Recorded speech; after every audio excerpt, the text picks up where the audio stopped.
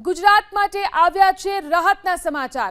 આ વખતે કેરળમાં 27મી મેના ચોમાસું થઈ શકે છે આગમન। ત્યારે ગુજરાતમાં વખતે ગત વર્ષની તુલનાએ 4 દિવસ વહેલા ચોમાસાનો પ્રારંભ થશે। એટલે કે ગયા વર્ષે 11મી જૂને ચોમાસાનો વિધિવત પ્રારંભ થયો હતો, જેની સરખામણીએ આ વર્ષે 7મી જૂન આસપાસ જ નૈઋત્યના ચોમાસાનો પ્રારંભ થાય તેવી પૂરી સંભાવના છે। જો કે હાલ તાપમાનમાં ઘટાડો થવાની શક્યતા નહીવત છે। હજુ આજે અને કાલે અમરેલી, રાજકોટ, ભાવનગર, અરવલ્લી, મહીસાગર, પંચમહાલ, દાહોદ, છોટાઉદેપુર, નર્મદા, તાપી, ડાંગ, નવસારી અને વલસાડમાં છૂટાછવાયા સ્થળે હળવાથી મધ્યમ વરસાદની આગાહી કરવામાં આવી છે।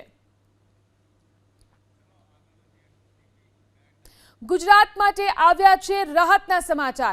આ વખતે કેરળમાં 27મી મેના ચોમાસું થઈ શકે છે આગમન। ત્યારે ગુજરાતમાં વખતે ગત વર્ષની તુલનાએ 4 દિવસ વહેલા ચોમાસાનો પ્રારંભ થશે।